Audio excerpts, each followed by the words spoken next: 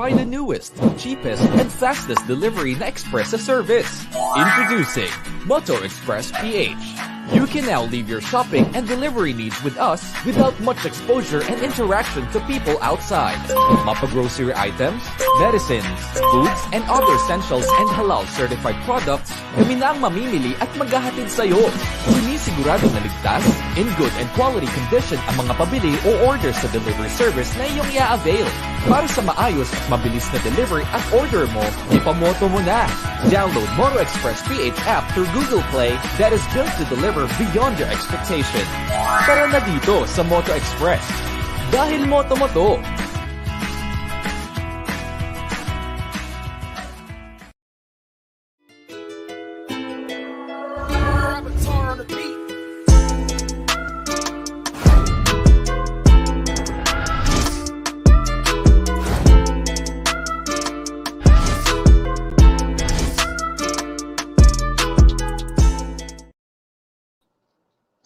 And that's it. And good evening sa lahat po ng ating mga viewers for tonight.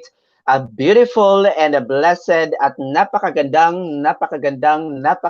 Saturday night only here at Global Pinas TV in this very, very special 4th episode po sponsored by the Motivation Philippines here tonight. Ayan, naubusan ako ng sasabihin. But anyways, mga kaibigan sa pananampalataya, welcome sa Usapang Buhay, Usapang Karamay para sa inyong pang-araw-araw na advices. Ang sagot ay, I'll be there for you. Usapang ikaw, ako, at tayo, the Almadale Podcast. And of course, magpapasalamat po tayo sa ating mga sponsors na nagbigay sa atin ng opportunity na magkaroon po tayo ng 4 episodes sponsored po ng ating napakabutihing po muna siya i-mention.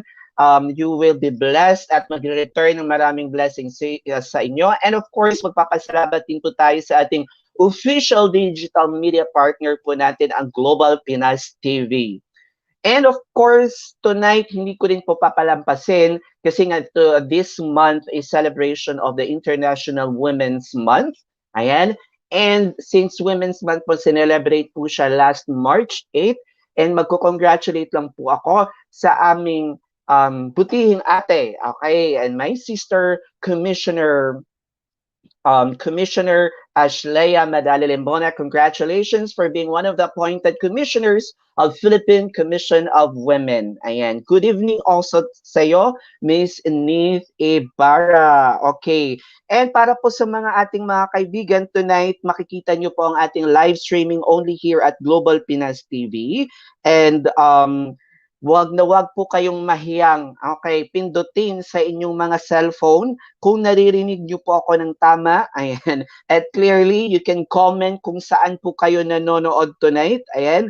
All you have to do is click like and share, and you can drop your comments mamaya kung meron tayong mga questions para sa ating magandang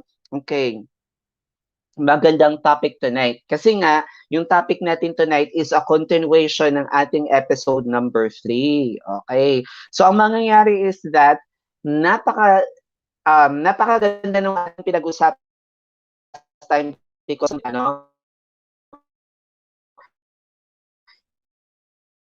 and we were kasamahan sa mental health. We were graced with Sir Romel and tinulungan nila tayong maintindihan kumbaga kung ano ang mga issues at mga pag-uusapan patungkol sa depresyon na nararanasan ng mga Pilipino, normal na kababayan natin dito sa ating bansa, hindi lang dito, but of course, especially din yung mga malalayo sa kanilang pamilya. So if you can hear me clearly and see me clearly, and if you think na maganda ang ating pag-uusapan tonight, and of course, merong isang tao na you think ay importanteng makarinig ng ating balita and ating pag-uusapan and topic tonight, all you have to do is click like and share. Ayan. I-share na lang po. Ayan. Ayan. Tulad ako, mag-share ako, watch and join us. Ayan. Napakadali lang. and it will help you. It will help us also, of course, spread message to everyone. Good evening, good evening, good evening. And for tonight, ang mangyayari po, again, I have mentioned is that it will be a special topic on depression. No? Depression. Last Tuesday, last Saturday pala, we were sinamahan tayo ng isang psychometrician and a hypnotherapist, no, para matulungan tayong ma-explain. But then maraming mga nagme-message ng mga kaibigan ko and are sharing and asking kung ano yung mga, what I call this, no, mga specific. So what we are going to do, isa po kasi, no, isa sa studies natin or isa sa mga nabasa ko is that mental health, no, the mental health among adolescents, no, and children is one of the great concern area ngayon sa buong mundo, no. I've been reading a lot. I've been reading a lot na meron ng isang study dito na sinasabi that in a Philippine mental health system reported, no, at least 16% prevalence of mental disorders among children. And a survey found that 16.8 of students aged 13 to 17 attempted suicide or self-harming activities. And I'm pretty sure maraming makaka-connect tonight. That is why ang ating pong dadalhin for us na magiging guest ko for tonight ay mga youth din and mga estudyante who are also in this advocacy. Okay? And I'm pretty sure may exciting po tayo sa ating message na i-share din natin later kung ang ating sender for tonight. Okay. So, hindi ko na po papatagalin. Akin ko na pong ipapakilala ang aking kasamahan for tonight. Nasasamahan tayo and my guest who will help me explain and will help us enlighten on mental health. Kasi ito yung number one na tinututukan natin as a mental health advocate. Isa sa pinaka ginagawa talaga namin is to promote mental health advocacy in the community by destroying or overcoming or eliminating or eradicating stigma and discrimination when it comes to mental health. And with that, with no further ado, ipapakilala ko po ang ating guest for tonight. He is also a mental health advocate of the Motivation Philippines. He is also a student peer facilitator when he was in high school and currently enrolled in MSU IIT and member of the MSU IIT HEMS or Health Emergency Management Services Committee. Please help me welcome ang aking pong kasamahan for tonight, Mr. Bon Israel. Bon! Ayan, join me, Bon. Hello, sir. Hi, good. Magandang gabi, Bon. Ayan. So, yung mga nanonood sa atin, Bon, ngayon ay hindi lang sa ating lugar, no, sa Region 10, but in different parts of areas in the Philippines, Luzon, Visayas, Mindanao. Bumati ka muna sa mga friends mo at sa lahat ng mga kasamahan mo at sa mga teachers mo. I'm sure kinukulit ka dahil sa mga assignments at requirements sa school. So, hello lahat and good evening sa inyong lahat. So nandito po ako ngayon. So, magiging guest ako ni Sir Al. And so, ayun, anong tawag doon? Magsasalita kami. Opo, sir. So, yes, oo. Sa mga teachers ko dyan, wait lang po, mamaya na po yung mga assignments ko. Gawin ko po yan. Okay. Ayan. So, how's your week, Bon? No? Kamusta ang ating week for this? Ano na ba to? I think we are now on the third to the last. Third week. I mean, third week na ng March. Third week of March na po, sir. So, ayun po, sir. I'm good. I'm doing good. I'm doing good naman. Kaso nga lang, ayun po, sir, na na-stress ako sa work and I mean sa school work pero mababalance naman. Yes, definitely. Oo. I like your key term, no? Mas stress ka sa work pero mababalance naman.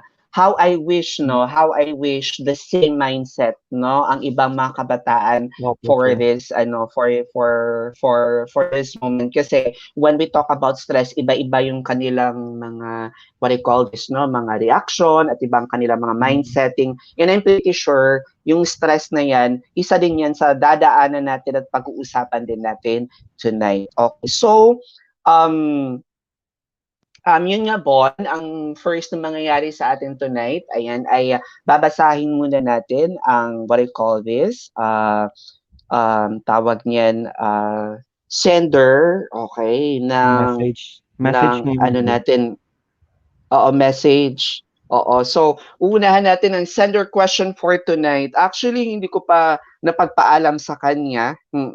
But there's this, nakapag-receive po tayo ng isang napakahabang message and letter coming from our friend, no? Itatago ko na lang siya sa pangalang letter J. Okay, si Miss J. Ayan. Sender question for tonight. Dear Al, napakahaba, but I will just get na lang kung ano yung mga important part, no? Okay, Mike, I'm not sure if I am having signs of depression. No? Very saktong-sakto yung ating pag-uusapan tonight because usapang depression. My case po kasi sometimes nakaka-feel po ako ng mental breakdowns from our school activities, family problems, and personal matters. This past few weeks po kasi di po ako makapag-isip ng maayos and sobrang lutang na po ako laging kausap. Bigla na rin po akong napapasigaw without any reason. Napakabilis na rin pong mainis at bigla-bigla na lang po akong natutulala at naiiyak. May times din pong bigla na lang akong nahihirapan humihinga sa sobrang dami kong iniisip. Natatakot din po akong mag-seek for help since medyo close pa yung mind ng family ko sa ganito pong matter. Actually, on and off po itong nararamdaman ko every year. Nagsasabi ako sa guidance school namin na nafe-feel ko, pero feeling ko po hindi pa po sapat or hindi pa po ako nagaling. Yun, and hopefully matulungan siya coming from Miss J, ang ating ka-Albi there. Thank you so much for sharing your experience no, about this nararamdaman natin sa depression. So Bon, before tayo mag-start, balikan natin yung kwento. Gusto ko lang i-share ulit no, yung topic natin last time on which is usapang depression, which is depression. Now, natulungan tayo ni Coach Sen at ni Sir Romel na depression is actually a mood disorder, no? It's a clinical disorder na dinadiagnose ng ating, what I call this, ng ating doktor, no, or kasamahan sa mental health. So Bon, being a mental health advocate din na kabataan, and habang naririnig mo na binabasa ko ang sulat ng ating ka-Albi there na si Miss J, anong naramdaman mo? Nakarelate ka ba? Meron ka bang part sa sarili mo na, ako din yan, oo, ako din yan? Parang ano, nasasabi ko sa sarili ko habang nakikinig ako doon, parang nafe-feel ko siya. Nafe-feel kumbaga nandun ako, parang na-experience ko na talaga yung ganun eh. So, parang I feel like sympathy ba tawag doon? Oo, gusto ko siyang tulungan kung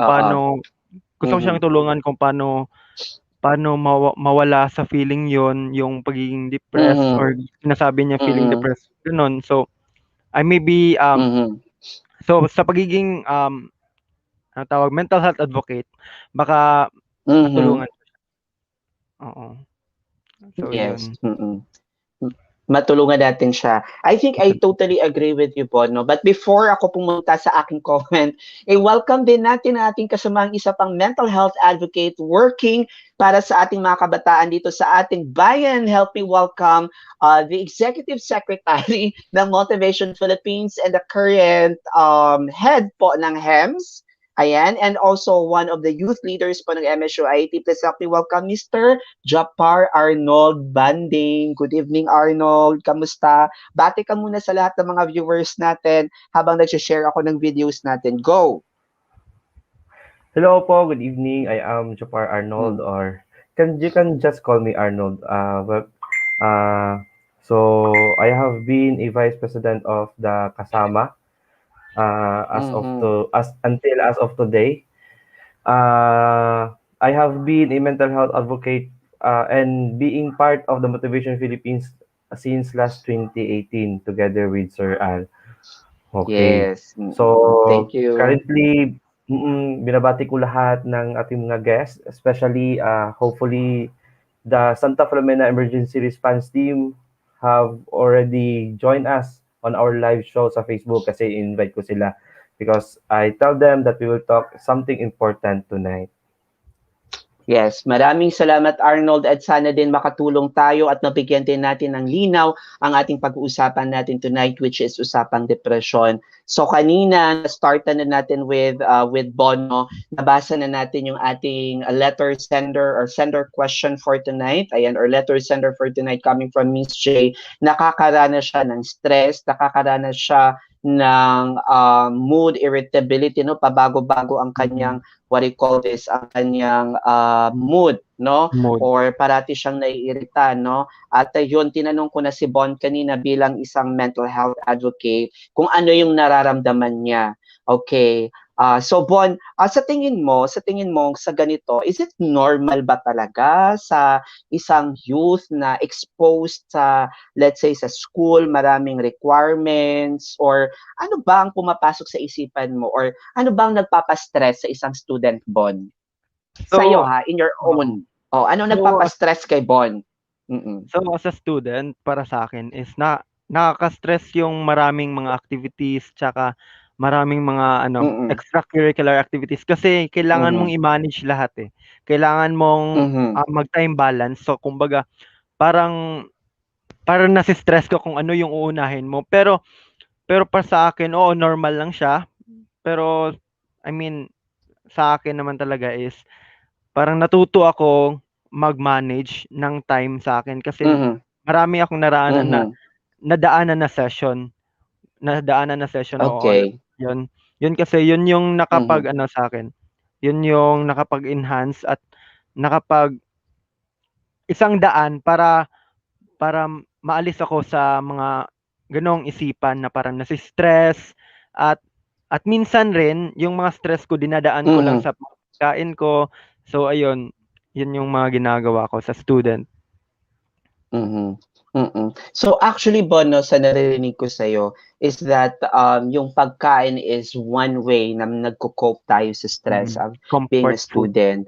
Oo, comfort food naman. Ito muna follow-up question sa'yo, Bon, before I go to Arnold. So you were telling us that isa sa reason na nagpapataas ng stress sa isang estudyante is that because of maraming requirements at marami pang other expected na gagawin, no? Mm. Um, was there a difference dun sa stress na sinasabi mo nung prior sa pandemic at ngayon pandemic na? Kasi nga before usually nakakalabas tayo, mas marami tayong nakakausap ng mga kaibigan, nami-meet sa school. Pero ngayon, stress, the same teacher, the same load requirements, the same na parang magsa-study ka pa rin. Pero this time, ikaw na lang kasi nasa loob ng kwarto ka. Was there a big difference na napansin mo? Para sa akin po sir, malaking diperensiya po talaga yung Mhm. nangyari noon kumbaga face to face at saka ngayon na nasa Mhm. bahay lang kami mag-isa. Kasi parang na-develop yung anxiety Mhm. sa social eh, kasi mag-isa ka lang sa bahay at wala kang socialization. Mhm. Compare dun sa Mhm. face to face na may makakausap ka kung may problema ka, may makakausap Mhm. ka kung may kailangan kang Mhm. matutunan. Pero ngayon Mhm. parang mahihirapan kang mag-connect. So bali na-a-add up siya Mhm. bilang stress as a student sa ngayon po sir, sa bilang nagkakaroon ng Yes, quarantine. oo. Oo 'no, because I think it's our limitation to move outside at nale-lessen yung ating physical connection 'no? Physical Opo, connection na nakikita natin yung mga kaibigan natin and friends, nakaka-add up siya. So eto yes yung po. tanong ko now to Arnold 'no, bilang isang, student leader sa isang malaking institusyon dito sa ating city. Ano ba yung mga, common na naririnig or concerns na naririnig natin sa ating mga students when it comes to mental health, na related sa mental health? Ano po sir, usually we receive some on part of the mental health is more on how can they access our guidance office. Mhm. Sometimes they raise about that, Mm, mm. and then we give a Mhm. as a chairperson of the health emergency management services of the Kasama, I told them to approach their guidance counselor or guidance counselor on their college, because they can always approach their guidance counselor anytime. And I think that our Okay. guidance office also is open 24 hours for them. And then mostly then Wow. on kinds of how can they depress, is more Mhm. on sometimes hindi talaga maiiwasan yung mga terror natin ng mga professors. Sometimes, we give solutions Oo. on those complaints na, like for example, we have received some complaints of some colleges na si ma'am hindi Aha. nagko-considerate on our part as Okay. ano, yung Aha. mahina yung internet namin. Yung So, kwan we try our best because Mhm. kasama also tayong we are trying also the best, or the kasama have tried its best to to Mhm. to help those To students mhm. para hindi Mhm. sila ma-depress on that kind. Kasi pag hindi namin sila tutulungan is baka ma-depress sila, and we don't want that there are cases on Mhm. suicide in our students, especially in Mhm. this time of pandemic. So that's Okay. why not only the kasama are na naghe-help sa kanila, Mhm. even the administration of the IIT, especially Mhm. the COVID-19 task force, are also helping the students kung paano nila Mhm. ma-overcome yung mga terror ng mga professors by telling Oo. by So, complaining oo. them on our kasama complaint system, that is the online system namin na makapag-complain, Mhm. and that Mhm. is highly confidential. Hindi namin sila yung name nila or identity nila is naka-hide, because we protect also the identity of The our students. identity, ayan, and confidentiality ng student. That is very nice, no? Kasi what I'm hearing from now is that, in short, merong sistema ang school ninyo when it comes to addressing to mental health. Pero follow-up question lang, ano yung mga common na mga situation or complaints na naririnig nyo from your students related to mental health na makukonsider mo na mental health? Let's say, o sige na, ibawas na natin doon yung mga terror na teachers. So with all due respect sa lahat ng ating mga magigiting at kagalang-galang na mga professor, siguro. no, at nagtuturo sa ating mga malalaking institusyon, I'm pretty sure sila din, meron din silang mga level of stress, no? Kasi hindi lang din ng mga estudyante ang nag-a-adjust sa new normal na to. So, but aside from that, no, aside from that, ano pa yung mga nag-major contribute nito? Kasi parang kanina, isa na sa napag-usapan namin ni Bon is that parang it's because na konti na yung physical time na nagko-connect kasi Isolation. nagkakasama. No? Parang ganon. So, ano pa ba ang mga iba pang normal or usual, no, not normal, usual na mga naririnig ninyo na it's not reklamo or probably concern from the students, no? Aside from, kasi sinasabi mo na kanina that we have guidance office, 24 hours open, you have the COVID-19 task force who are really here to address, and you have a very supportive administration too. Ano yung mga usual na naririnig natin sa nagpapahiwatig sila na, uy, kailangan namin ng tulong nito related sa mental health? No? Ako po pala. Akala ko si Bon. Oo. Sorry, sorry. Sa'yo yun, So, follow-up question. oo. Oo, oo. Oo. Ano Akala pa ko ba kay yung Bon mga kasi. usual na concerns na ina-address ng kasama? Kasi ito example, I think dahil pandemic, 'di ba? Lalo na yung mga malalayo ang kanilang pamilya. So for example, syempre mahirap kumita yung kanilang mga parents, hindi rin ganun nakakapadala. So, syempre para kailangan mong maging connected ka rin sa online, kailangan mo ng pangod. So, yun bang mga ganun, naging issue din ba yan or naging concern din ba yan? Sometimes po, oo, naging concern and issues po yan sometimes Mhm. in terms of the new normal. Especially those, Mhm. we have kasi, Bon knows this, that we have categories on the new normal right now. We have the Mhm. C1, the Mhm. C2, and the C3. So that are Mhm. the categories. Mostly is we have some students who are C1, and then sometimes kasi hindi ito na-follow ng sometimes Mhm. ng mga teachers. Mostly, we receive complaint or we receive Mhm. concerns from them na, "Sir, Mhm. paano kami makapag-attend, paano kami makapag-answer ng mga modules namin na nandito kami sa Mhm. C1 category." So, sa gano'n, there are times also na because of it na hindi sila makapag-catch up sa class Mhm. nila. There are times na Mhm. breakdown sila because of their situation. And then, Mhm. I also witnessed one student who really called me na nandun pa siya sa Mhm. bahay nila sa bukid na Mhm. sabi niya, Mhm. "Sir, paano or kuya, anong solusyon nito para lang na Mhm. makapag-catch up ako sa class namin kasi under category C1 kami and then our teacher does not hindi niya fina-follow kung ano yung category namin as of now. So Mhm. ang I consult one of the professor in IIT kasi maganda yung approach niya. So before I go to that student, I tried to ask that professor. Ang sinabi niya sa akin is even though that some teachers does not give solution on the C1 categories, ang ginagawa nito na teacher na to is pag nasa C1 category siya, ginagastusan talaga niya na makapag-print siya ng module for that student para makapag-catch up siya sa class. Kasi ang nangyayari po kasi sir, pag hindi nakapag-catch up yung student namin or yung student na sa IIT na C1 category, especially the C1 kasi I'm right, Bon, the C1 is wala talagang halos connection, 'di ba? Kasi nakalimutan ko, oo, Wala, kung C1 module. o wala talagang module lang talaga yung kaya nila. So, at that time, yung pag-breakdown talaga ng student, doon ako na ano bang gagawin ko sa na nag-breakdown na siya. That student also mentioned na gusto ko na magpakamatay kasi paano pa ako makapagtapos. And that student is also graduating student. So, the solution that we have Mhm. given to that is ang ginawa talaga namin is uh, approach namin yung teacher and then the Ni-refer niyo? teacher also, oo, na-refer namin Okay. sa teacher. Tapos sabi naman ng teacher, Mhm.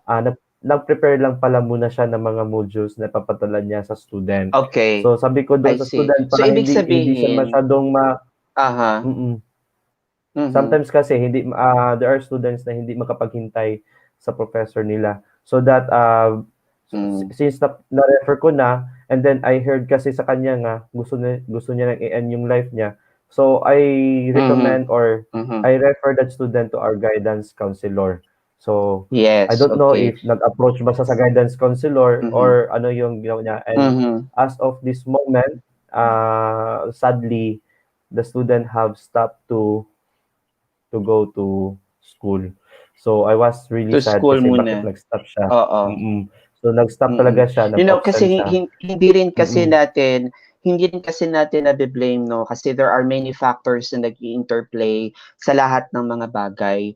I would like to go back now to Bon kasi nga yun narinig natin yung example ni Arnold na because maraming factors na nakaka-affect and that includes yung connection sa ating internet, access to the materials, 'no? Sinasabi din natin na minsan the people or the teachers itself no meron ding contribution hindi ko sinasabing sila but parang may level of contribution na nakakadagdag sa stress so usually as also as a mental health advocate and as a student Bon paano mo nalalaman na parang may signs ka na ay I'm pababa na ako my energy is depleting parang eto na yun papunta na to ano yung mga let's say 1 to 3 signs na nararamdaman mo para matulungan na rin nating masagot 'tong ating, letter sender for tonight, mm. Kasi So, para tinatanong niya kung hindi daw siya sure and I'm not sure if I have the signs of depression. So to help them out, ano pa yung mga na-i-experience mo personally, Bon, na personal experience? So disclaimer lang, hindi ibig sabihin na na-experience to ni Bon, eto na rin dapat ang experience niyo at kayo na rin ay depressed. Different persons have different experiences. So what can you share, Bon? And paano mo nalalaman na I think I'm going to this ano na, to this to this depression? ano, ano sir, by kaning ma-experience ko yung parang wala na akong gana. Wala na akong gana sa Okay, wala pag-aaral. kang gana. Oo, wala akong ganang Okay, gawin yung isang mhm, bagay, gawin upang mhm, makatapos.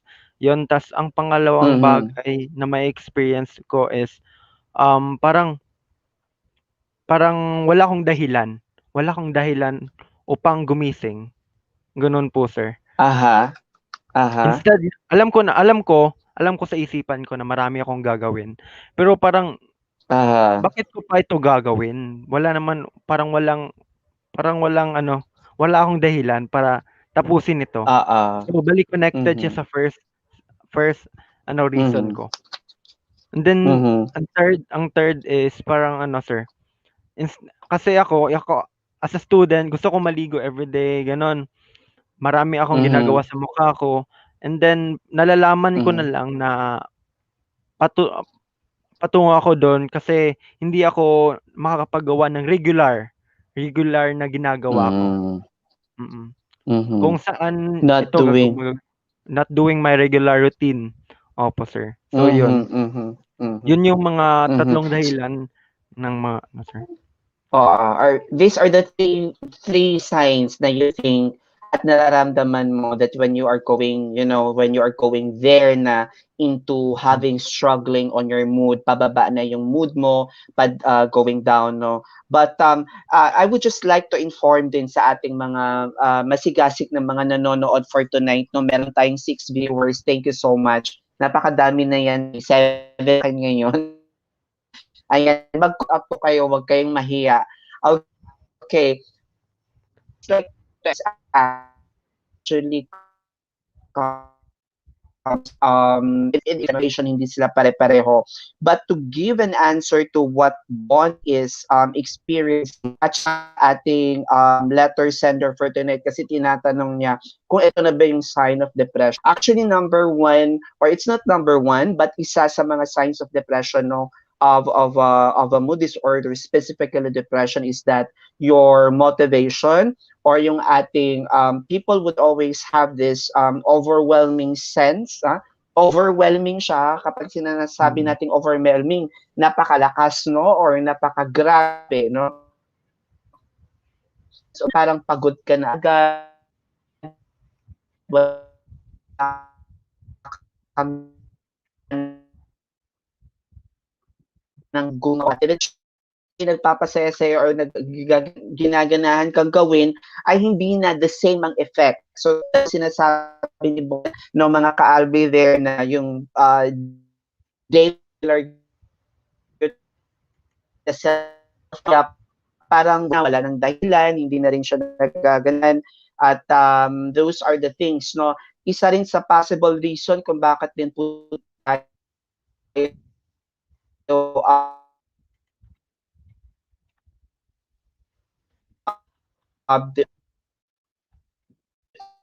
not bakit at isa ko sa ng addictions at meron tayong overwhelming sense difficulty identify feelings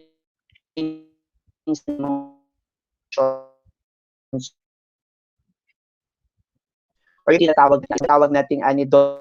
And of course, meron ding part na nag-iisip tayong sakta ng ating sarili or tinatawag nating suicidal ideation. So these are the things na sinasabi natin na, signs. Ito yung common signs, no? But Bon and to Arnold at sa ating mga viewers tonight, hindi ibig sabihin na kapag may nararamdaman ka isa dalawa nito, ay agad-agad ikaw na ay depressed.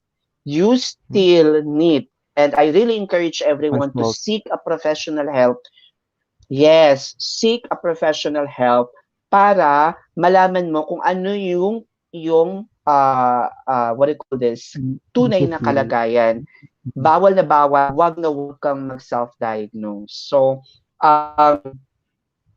paano mo nilabanan ang depression, Bon? Oo, when you were there already, back a bit to your experience, and I'm pretty you are share this to everyone bilang isang how did you decide to get out and get out from the box of being there na depressed, I'm struggling,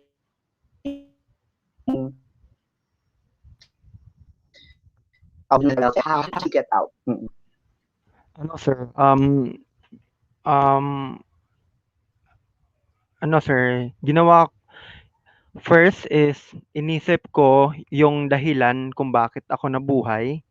Yun po Mm-hmm. sir, yun yung pinakauna. Mm-hmm. Tapos my my mom said na sinasabi niya parati, "Mag-pray ka, mag-pray ka, mag-pray ka lang." Pero sa isipan ko, bakit ako magpe-pray, gano'n, parang gano'n po sir, wala po akong dahilan kung mag-pray. Pero nung nilakasan ko yung loob ko at in-offer ko yung Mm-hmm. sa kanya, sinabi ko at nag-pray ako dun at kung ano ba dapat kong gawin. So ayun sir, parang na-open yung mind ko, nabuksan yung mind ko instead na nandun na kasi ako sa point na nangitim na yung isipan ko, eh. Nangitim na yung yung paningin ko lahat. So ang ginawa ko is nag-pray ako tapos pumunta talaga yung parang walang nag-push sa akin na pumunta sa guidance counselor or nagpa-counsel ako. Walang nag-push kundi yung Mm-hmm. walang nag-push nga pumunta ka doon, gano'n. Pero yung self ko na lang talaga in-offer ko dun. Tapos di ko akalain na pagdating ko dun na kasi kasi para sa akin is ano, parang weak yung umiyak, eh, weak. Weak yung umiyak. So pagdating ko dun, di ko alam kung bakit ako umiyak. Bakit ako umiyak dun sa harapan ng guidance counselor. Okay. So baka nag-breakdown ako sa harapan niya. So yun, nalabas ko lahat. Paglabas lahat parang natanggal yung tinik, Uh-huh. natanggal yung tinik sa sa puso ko. So, yun sir, yun yung nafi-feel ko. Yun yung ginawa ko upang makawala sa isang box na makawala sa box na bilang isang depressed. So, yun.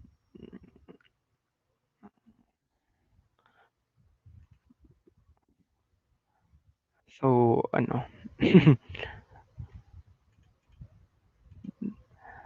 so nawala si Sir Al ngayon. Baka na internet may interruption sa internet. So antayin lang natin baka just wait. Antayin lang natin si Sir. So sa mga nanonood ngayon, stay tuned lang at babalik din si Sir Al. Sa may internet interruption lang.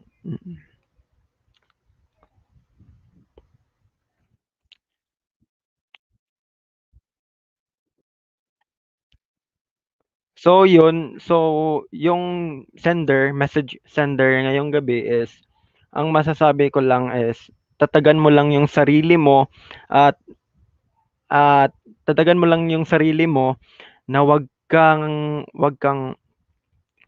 pupunta dun sa kung ano man yung iniisip mo. Dahil may reason na nabubuhay ka at may reason kung bakit nandiyan ka ngayon. At lahat ng bagay na nandito ngayon ay may reason. So kung nagkakaroon ka man ng problem ngayon, maybe that problem will make you stronger and will strengthen you in the future. Yun yung reason.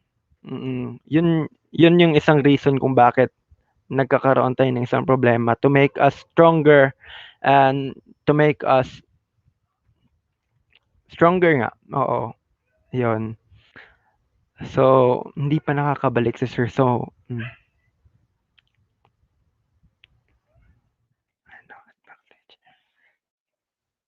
wait. So, in any minute from now, is babalik na si Sir. So, stay tuned lang po tayo mga viewers. Hindi pa tayo tapos ngayong gabi.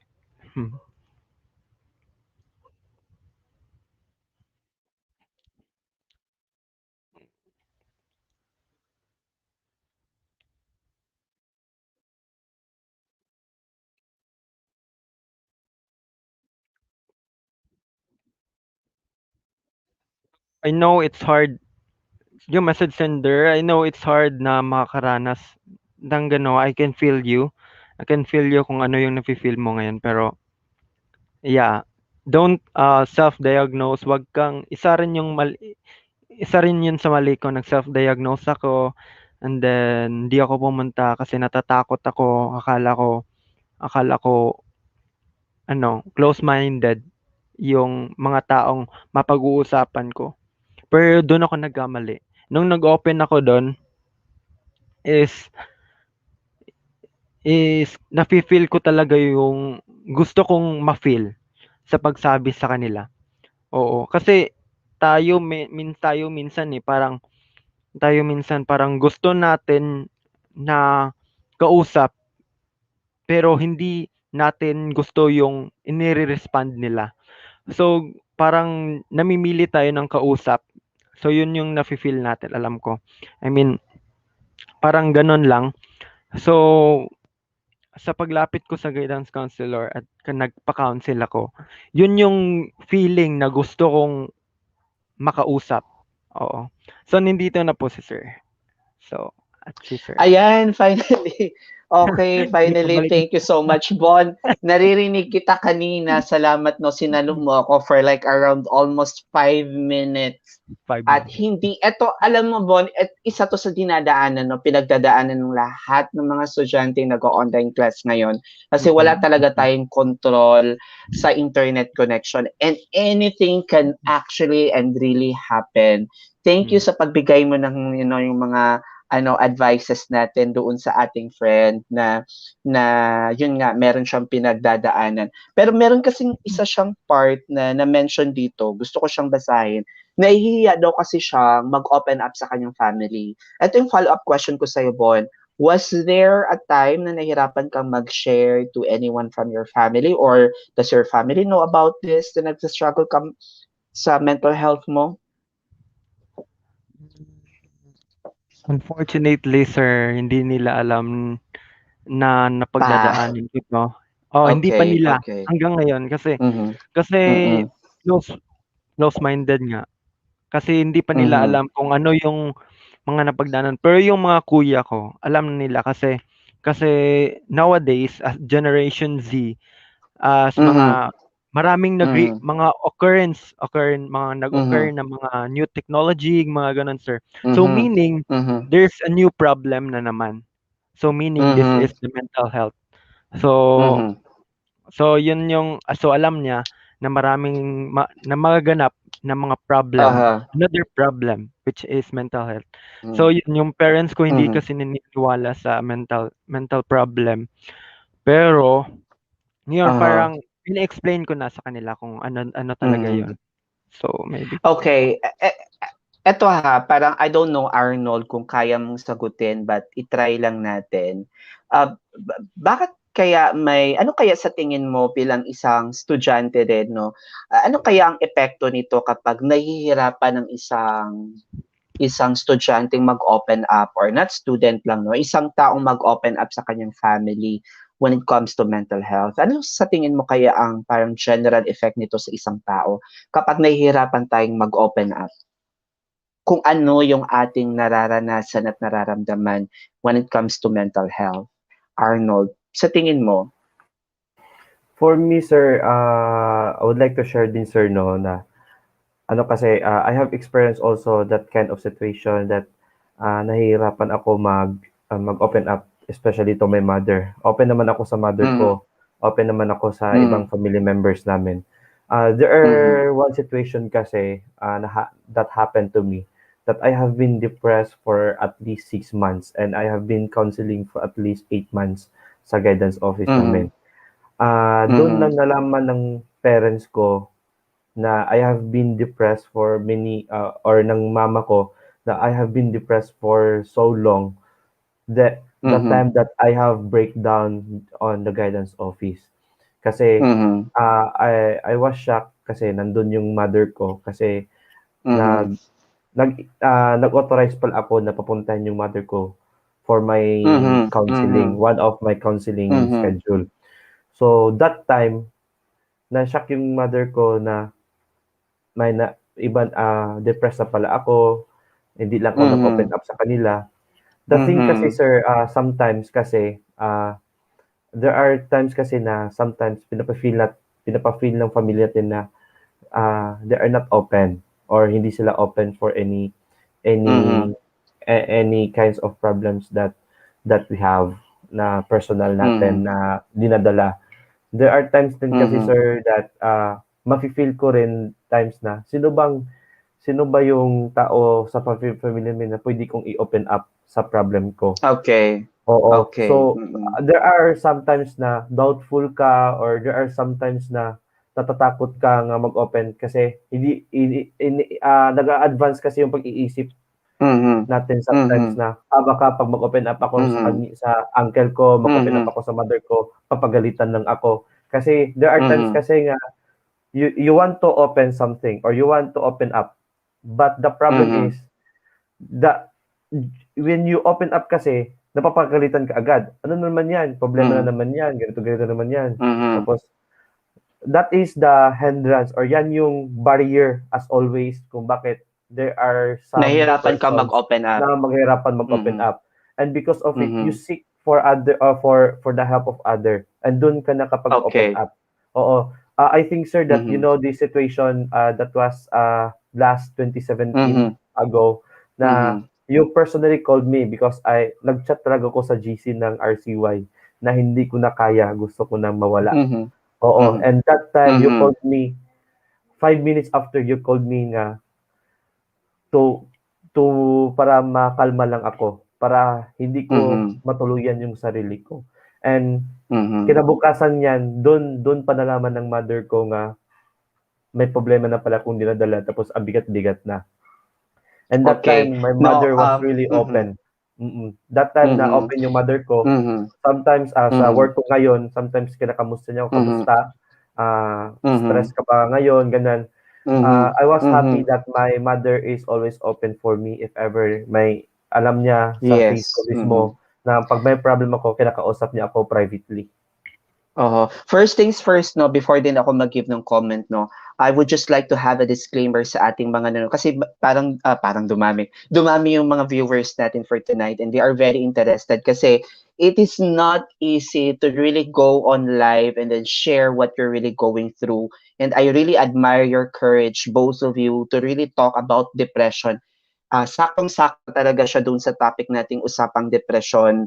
And what the Bon and Arnold, you are what I'm getting from the both of you right now is that at first no nahihirapan tayong magsabi sa ating family kasi paano no, alam natin ano yung sasabihin natin, pero kung paano mo sasabihin at paano nila tatanggapin, doon na tayo nagkakaiba-iba because sometimes nauunahan tayo ng takot, nauunahan tayo ng kahihiyan, or nauunahan tayo ng baka this is just an additional burden to your parents.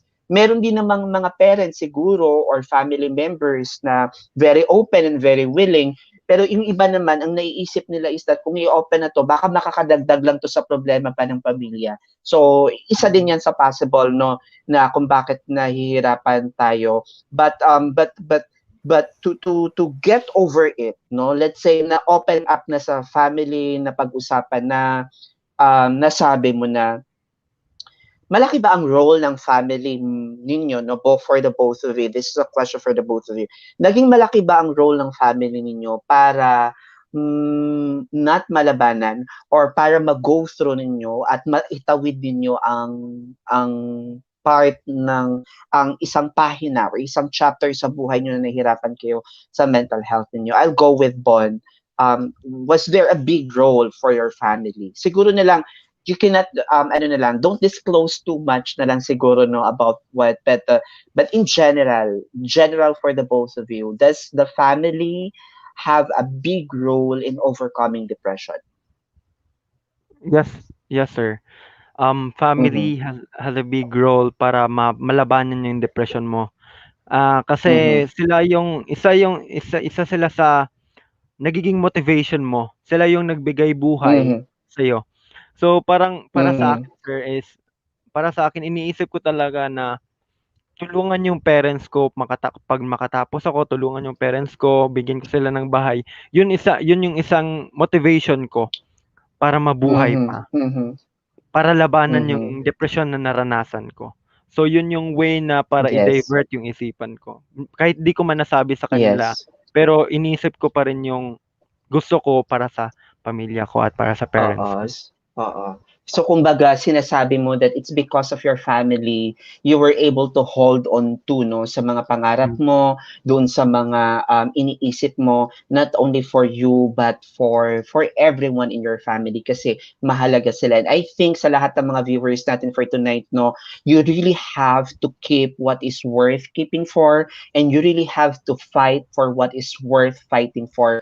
And if yes. your family, if your dreams, and if the love for yourself and your service to community or to country and to your whatever you think that is your form of love right now, you really have to stand and fight for it kasi walang ibang Yes. tutulong at tutulong sa'yo except ikaw, no? Sa'yo naman, Mm. Arnold, this question is for you. Ano sa tingin mo yung message mo sa mga kabataan na nakakaranas ng ganun? Kasi lucky yung mga iba na gano'n yung kanilang ginagawa na nagsisik agad ng help, no? Nagsisik agad ng help and ng professional help. Especially kasi yung iba nga iniisip nila kapag pupunta sila sa guidance office or sa any professional mental health, there's a big problem na hindi nila din sa naiisip na it is just one way no para makapag-cope up ka. Ano ba yung reason no for you muna Arnold? What one reason na lumapit ka na agad na sinabi mo na ay ito na talaga kailangan ko na talagang lumapit for a mental health professional. Kailangan ko na talaga ng tulong. At first po, sir, kasi to tell you honestly, I hesitated to go to the guidance office at first kasi concept kasi ng guidance office sa high school natin, nakakatawa kasi, is pinapagalitan tayo. And then there's one person, luckily, have explained what is the difference between guidance and guidance office of the high school and college. And that was the time na that was the time na naisip ko nga, why not I will try to go to the guidance office kasi iba pala naman yung concept ng guidance office ng college. So, at that time, if okay, I don't know if hindi ko i-disclose yung name niya. She is the guidance counselor of the CBA that time. So, she is the first ever counselor who handled me. Until such time that my situation have been worse, that was the time na refer na ako sa mas higher na sa guidance because the problem that guidance, I have okay. that time kasi yung problem ko is hindi na siya basta-basta. Oo, kasi Okay. for me sir, But, kasi to disclose kasi I would like to share na lang din sir. I was once also kung tatawagin is survivor din ako ng depression or survivor din ako ng negativity na mga pag-iisip. At that time I was really negative and then I was thankful to Allah that I have able to survive this the depression that I have been na dinadala ko for at least 6 months. And then so I was really thankful for that the guidance counselor who handled me na kinakaya niya talaga na hindi ako makapag-isip na mag-suicide again. Yes, okay. Oo. And I for think me, isa sir, din yan sa message. Yes, for you continue, for me, sir, to those persons na nag-hesitate to approach a mental health advocates or counselors, for me, don't be afraid to share what is your problem all about because they are always open. You are not alone. They are there for them to help you. Hindi sila kumukuha ng courses na psychology or any courses that is related to mental health para pagalitan lang tayo. But the main point for this is they are always nandyan sila palagi para sa'yo. That's why yes. that's why I always told those person na for example na magsasabi agad sa akin I am really depressed and I am always alone. Sinasabi ko talaga you are not alone. Ang kulang na lang is since you have approached me, I will refer you to a guidance counselor or to a mental health advocate. Oo, kasi sometimes kasi sir, naghahanap lang sila ng person na makapag-convince sa kanila to go for a counseling. Yes. Kasi sometimes I kasi think sir, that's also sometimes sometimes kasi sir, nag-hesitate yung ibang students or youth or person na magpunta sa counseling kasi wala nagpo-push through or wala nang i-encourage sa kanila. Correct. Kasi nga I think one thing talaga na kailangan talaga nating matulungan, no, why we do mental health advocacy, which is to increase the awareness na ganun yung nangyayari. Kasi nga sabi natin that nung elementary tayo, high school tayo, iba yung perception natin, pananaw when it comes to guidance counseling. Kasi nga sa school maraming nangyayari, and I think the guidance counselor plays a very, very important role in terms of supporting, giving psychosocial support sa ating mga estudyante na may pinagdadaanan. For you, Bon, ano yung general message mo? What is your last message na gusto mong i-relay sa ating mga viewers for tonight in terms of getting through and getting out from depression? So, ang message ko lang sa mga dumadaan sa depression is, ito lang yung masasabi ko, winter, spring, summer, or fall, all you have to do is call, and I'll be there, yeah. You've got a friend. So, hindi ka alone. So, yun yung theme song namin sa SPF. So, yun yung tumatak palagi sa isipan ko na you've got a friend, you're not alone in this world. So, yun. Yes, very nice message. Sa'yo naman, Arnold, ano ang ating huling mga mensahe sa ating mga viewers at mga manonood ng ating I'll Be There? For me, sir, my message for them is don't be afraid to share to someone, to open up what is your problem, because I know that there are real friends around us who really care for us, makikinig sa atin, hindi tayo papabayaan, whatever will be our problem is. If ever that you have a problem na hindi mo na kaya, just call us on Motivation Philippines, and we will help you. Yes, Thank you so much. To help you, and always remember that why Motivation Philippines is existing, because we want to feel, or you guys have to feel that you are not alone, and we are here always to help you if ever you have a problem. Wow. Parang memorize na ni Arnold yung ating yung ating tagline that in Motivation Philippines, you are not alone. Maraming salamat sa ating mga ka-I'll Be There's who are watching with us tonight sa ating usapang depression, youth version. Next week, hanap naman tayo ng mga momshies naman yung kakausapin natin next week. But of course, hindi matatapos at hindi makukompleto ang I'll Be There episode natin for tonight kung wala tayong fast advice coming from our guests. So, isa-surprise ko na kayo. I'll give three things. Ano yung mga fast, in less than 30 seconds, or less than 10 seconds, ano yung ma-advise ninyo? Short advices lang, wag kang mabigala, Bono.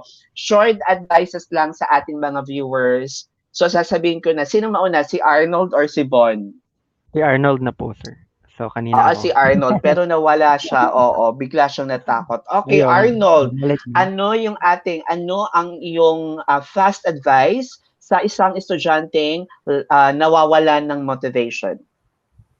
10 seconds. 10 seconds. Be positive as always. Always remember, God is giving you problems sometimes that can be solved. And lastly, open it on your colleagues or on your family. Okay. Isang estudyanteng nawawala ng tiwala sa sarili. Sa isang estudyante nawawalan ng tiwala sa sarili is yung mag-pray ka, at saka balikan mo yung mga dahilan kung bakit ka nandyan ngayon. Wow, go back always to your why. Thank you so much, Arnold, and thank you so much, Bon, sa inyong pagsama sa inyo sa akin tonight. Napakaganda ng ating mensahe. Get out of the open. Pag-usapan po natin ang depresyon. Hindi po ito natin ikahiya at hindi po natin to ikakatakot. Bagkus, gamitin po natin ang pagkakataon itong makatulong sa iba at maging inspirasyon para sila din po ay malabanan at sila din po ay kanilang maibsan ang kanilang pinagdadaanan. This is Ann Madale, your Mind Wellness Coach of Motivation Philippines, at nagsasabing maraming salamat sa pag-join sa ating I'll Be There For You, ang ating episode number 4, well, sa Usapang Buhay, Usapang Karamay, para sa inyong pang-araw-araw na advices. Ang sagot ay I'll be there, and see you for our next week episode, and God bless and always live positive. Thank you so much and goodbye.